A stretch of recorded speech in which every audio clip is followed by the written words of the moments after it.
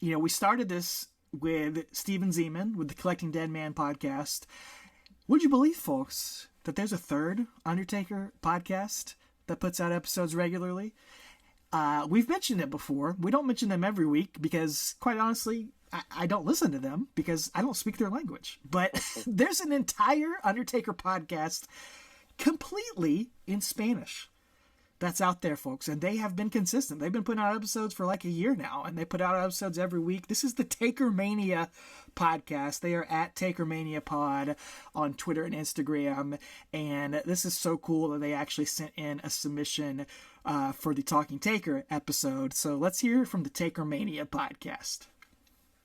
Buenos Días, Buenas Tardes, Buenas Noches. My name is Mr. Alex, here reporting from Takermania Podcast, your favorite Spanish wrestling podcast dedicated to the Undertaker's career.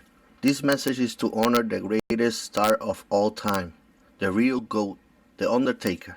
I always remember as a child, the first time I saw Taker, I was very scared, but I love his music, the sound of the gongs, his walk to the ring, and a slow pace, with an attitude full of mystery and darkness. I love how Undertaker was not afraid for any other wrestler. I was his fan from day one. The Ministry of Darkness era, the arrival of the American Badass, we witnessed how he became the leader of the roster and inspiration for the other talents. Undertaker did not need to have titles around his waist in order to shine and be the main event. The fact that he's going to the WWE Hall of Fame is something that should have happened a long time ago, but today is materialized without any doubt. The myth, the legend, the phenom. Mark William Calloway, long life to you, the real GOAT. All right, man. Mucho gusto. Indeed. Yeah. Gracias, dude. That's wonderful.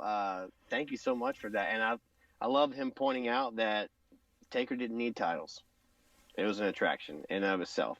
It's so cool, and it's something that we pointed out, and I love that other people realize it too. Like, he didn't need titles to win. He's not the most decorated champion ever. He doesn't have 15 world titles like a Randy Orton or John Cena, but like, he is going to be around bigger and longer than a Randy Orton and John Cena, and when all this is over, he is.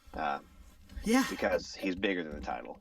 And his character and wrestling in general is able to translate from. I mean, there's so many international stars in WWE nowadays, but still it's a English language product generally. Yeah. All of the wrestlers, mainly their promos are in English, but it gets broadcast out into the whole world, and there's enough of a fan base that you could do a podcast completely in Spanish, it's completely crazy. Dedicated to the Undertaker. I love that. Thank you so much for submitting this. I think that is so awesome.